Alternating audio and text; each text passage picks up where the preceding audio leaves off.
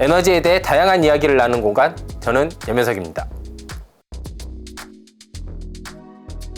네, 오늘은 뭐가 좀 더 궁금한가요, 우리? 아니요, 얼마 전에 에너지 값을, 전기 값을 또 올린 것 같은데 또 올린다고 하더라고요, 정부에서. 맞아요. 이게 1월 달에 대규모 한 13원 정도 올렸었죠. 그리고 촬영 날짜로는 오늘, 그러니까 5월 15일 또 전기요금이랑 가스요금을 또 올렸습니다.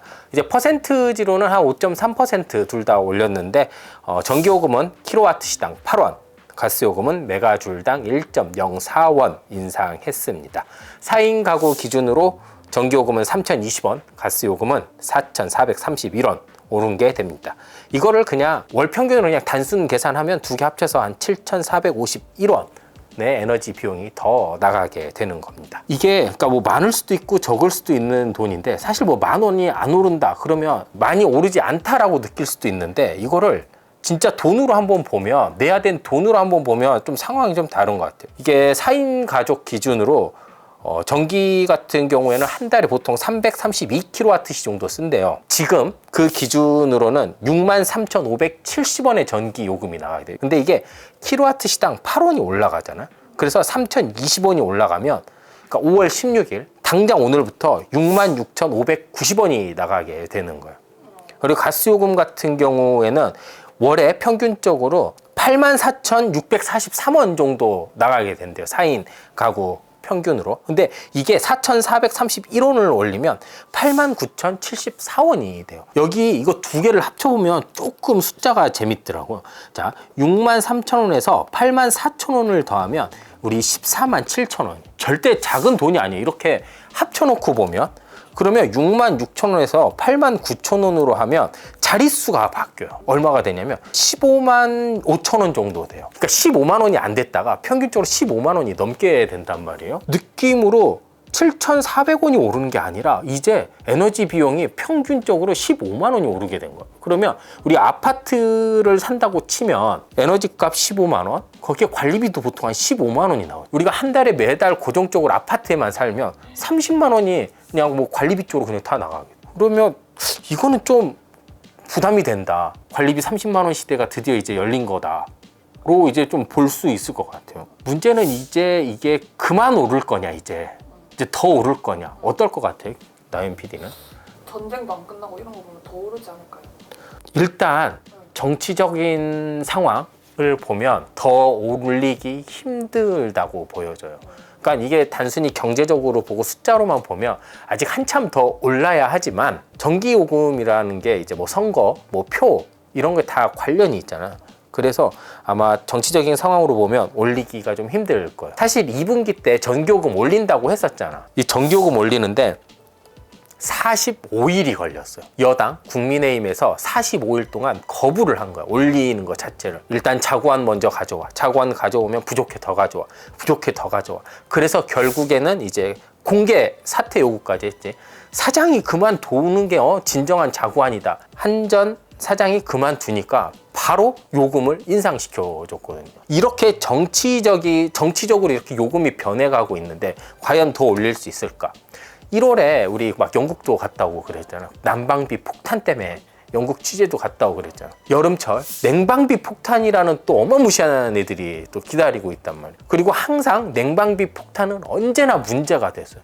전기요금이 뭐 많이 오른 시기든 별로 오르지 않던 시기든 정말 올리기가 힘들어. 3분기. 자, 그럼 이제 4분기 때는 올릴 수 있나? 자, 내년 4월이 총선이에요. 자, 우리 올릴 수 있을까요? 못 올리죠. 그렇죠.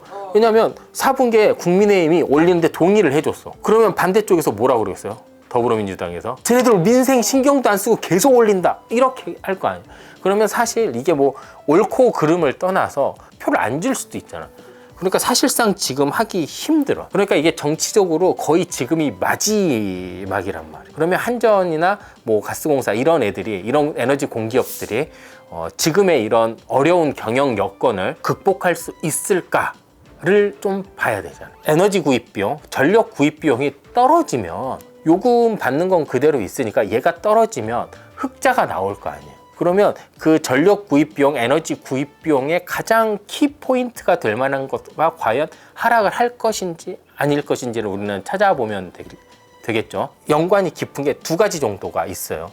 국제유가랑 이제 천연가스가 있는데, 우리 한번 천연가스부터 한번 보면, 작년 이제 우크라이나와 러시아의 전쟁이 시작했었을 때 천연가스가 막 천정부지로 솟았잖아요. 그럼 최근에는 어떻게 됐을까요? 다시 예년 수준으로 하락을 해가고 있어요.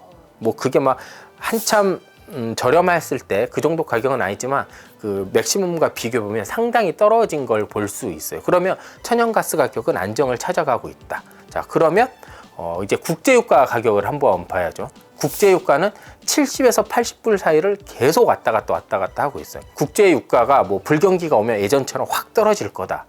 제가 예전부터 많이 말씀을 드렸지만 거의 그러기 힘든 상황입니다. 그리고 그런 상황이 실제로 벌어지고 있고요. 자, 그렇다면 이렇게 유지가 된다라고 가정을 하고 8원이 올랐을 때 한전이 어떻게 될지 한번 봐보자고요. 8원을 올리면 판매 수입이 한 2조 7천억 정도가 늡니다. 대략 1원 정도를 올려주면 한 3,500억 원 정도의 매출 증대 효과가 있어요. 판매 수입 증대 효과가 있어요. 이게 이제 1분기 때로 살펴보면 1분기 한전의 매출이 21조 6천억 정도 됐고 영업비용이 27조 7천억 정도가 됐어요. 그래서 한 6조 정도 적자가 났는데, 단순히 매출이 한 2조 6, 7천억 정도가 올라가면 3조 한 2, 3천억이 아직도 적자인 거잖아요. 더 이상 나아질 가능성이 없는데, 그럼 적자가 나아질 가능성이 있을까요? 없겠죠. 이거를 더 명확히 보면 전기를 파는 가격이랑 사오는 가격을 한번 보면 더 명확히 드러납니다. 작년 기준으로 보면 한전이 킬로와트시당 전기를 구입하는 단가가 155.5원이에요. 근데 팔았던 단가는 30원 낮은 120.5원이었어요. 그러니까 팔수록 손해란 얘기가 나온 거고, 이게 1, 2월 기준으로 봐도 비슷합니다. 킬로와트 시당 한전이 165.6원에 사서 149.7원에 팔았어요. 아직도 한 15원 정도 더 비싸게 사오는 거예요. 그러면 여기서 단순히 8원을 올려줬다라고 해도 아직 한 7원 정도 손해를 보는 거잖아요. 매출이 나올 게 뻔하니까 뭐 영업이익이 뭐 반전될 가능성은 거의 없겠죠. 그렇다면 만약에 한전이 적자가 나서 되게 위험한 상황이라고 하잖아요. 뭐 전력 산업 생태계도 무너질 수 있다라고도 하고, 한전같이 국가가 보증해주는 공기업이니까 얘네들의 채권은 되게 등급이 높아요. 그러니까 얘네들이 채권을 막 발행해서 돈을 가져오면 채권 시장도 무너진다고 하고, 뭐 여러 가지 이제 부작용이 있다고 하는데, 이거를 한전 스스로 좀 할 수 있게 해주려면 근본적으로 뭐가 필요하냐면, 한전이 매출을 높일 수 있는 구조를 만들어 주든지, 아니면 영업 비용이 적어지는 시나리오가 나와야 돼요. 근데 영업 비용이 적어지는 시나리오는 힘들다라고 얘기했죠. 그러면 매출을 늘려줘야 되는데, 매출 늘려주는 게 두 가지가 있어요. 첫 번째, 전기요금 올려주면 되잖아요. 그렇죠? 근데 전기요금은 이제 올리기 힘든 상황이라면서요. 그럼 한전 또 계속 적자를 봐야 돼? 한 가지 방법이 있어요. 법을 바꿔주면 돼요. 법을 바꿔주면 돼. 법을요? 공기업은 법령으로 움직여요. 그러니까 법을 통해서 사업 구조가 정확하게 한정이 돼 있어요. 한전은 법을 통해서 전기 도소매업밖에 못해요. 그러니까 전기를 사고 팔고밖에 못하는 거야. 그러면 이거를 조금 뭐 넓혀달라. 이게 딱 한전의 논리예요. 예전에. 지금 말고 전 정권에서. 그러면서 해달라고 했었던 내용이, 우리도 예전처럼 다시 발전 사업을 하게 해줘. 근데 한전이 발전 사업도 하고 이렇게 하면 완전 독과점이 심해질 수 있어서 한수원, 뭐 동서발전, 남부발전 이렇게 다 나눠놓은 거라고. 근데 여기서 다시 또 예전으로 돌아가게 해주면 공영 한전을 다시 만들어 달라는 얘기로 들릴 수가 있잖아. 그러니까 재생에너지 부분에 한해서 우리가 발전 사업을 하게 해줘. 단가도 더 낮출 수 있고 좋은 거 아니냐. 이걸 좀 전기사업법을 개정을 해서 좀 만들어줘라. 또 하나는, 이건 약간 좀 음지에서 요청하는 게 많아요. 한전은 전통적으로 구도심의 가장 핵심적인 지역에 건물들을 가지고 있어요. 자, 우리 서울 한번 봐봐요. 쌍둥이 빌딩 바로 뒤에 있어. 아, 한전이요? 자, 그리고 지나가다가 보면 한전 지사 건물을 되게 많이 볼 수 있을 거예요. 한전 지사 건물들은 되게 핵심적인 위치에 많이 있습니다. 이런 얘기를 많이 하죠. 부동산 개발업을 좀 추가해줘라, 우리 사업 범위에. 그러니까 뭐 부동산 개발업이라고 하면 그것들을 한전 자체가 개발을 해서 임대업을 할 수 있게 해달라든지 뭐 이런 거를 좀 해달라는 얘기들이 예전부터 좀 있었어요. 그러니까 이렇게 한전의 매출을 높일 수 있는 거를 좀 마련을 해주면 돼요. 그리고 해외 사업 같은 경우에도 조금 더 뭐 적극적으로 해야 될 필요성이 있다 뭐 이런 얘기를 하는데, 해외 사업은 완전 좀 양날의 검이 될 수도 있기 때문에 조심스럽게 다가가야 하지만, 한 가지 조금 아쉬운 거는 적자가 크게 나면 우리나라 공기업들은 알짜 자산을 보통 많이 매각을 합니다. 근데 그 진짜 알짜 자산들만 팔리니까 알짜 자산을 매각을 하는 거거든요. 그게 좀 아까운 게 있어요. 예를 들어 그 세부 발전소 같은 경우에 이런 게 있습니다. 우리 영업이익률이 한 40% 나면 좋은 회사예요, 나쁜 회사예요? 좋은 회사. 내가 경영자 입장에서는 굉장히 좋은 회사인 거잖아. 세부 발전소가 딱 그런 거예요. 필리핀 세부에 있는 석탄화력 발전소인데 여기에 영업이익률이 굉장히 높습니다. 40% 가까이 되는데, 이런 발전소는 잘 팔리겠어요, 안 팔리겠어요? 잘 팔리죠. 그렇죠. 근데 여기가 사야 되는 사람이에요. 나는 이제 그 발전소를 팔아야 돼. 알고 있어. 아, 쟤는 저 발전소를 팔 수밖에 없어. 싸게 살려고 할 것 같아요? 비싸게 살려고 할 것 같아요? 싸게 살려고. 그렇죠. 약간 이런 게 있어요. 그러니까 팔아도 되는데 이거를 막 공표를 한단 말이에요. 그럼 되게 비싸게 팔기 힘들어요. 아무튼 한전 같은 경우에는 제가 말이 조금 길어졌지만 이 말을 종합을 해서 딱 하나로 하면 적자 벗어나기 힘들다. 한전 적자가 뭐 맨날 문제라고 하는데 왜 이런 걸 안 하냐면, 물가를 자극할 우려가 되게 크기 때문에 그래요. 우리 작년에 한 5월부터 물가가 많이 올랐었죠. 한 3, 4월부터 이제 고물가 이야기가 쭉 나와 있었습니다. 그러면 그 고물가 이야기가 나오면 작년 이맘때 한 1년 전에 6%, 7% 올랐어요. 그럼 올해 작년에 많이 올라 있어서 올해는 얘 때문에 좀 덜 오른 것처럼 보일 거 아니에요. 이게 이제 기저효과라고 하는데, 지금 이거 전기요금이 올라가면 이 기저효과를 무시할 가능성이 커요. 왜냐면 예전에 이거를 꽁꽁 잡아놨었던 거가 이제 막 올라갔으니까 시차를 두고 계속 다른 거에도 영향을 줄 수 있거든요. 총선도 있겠다.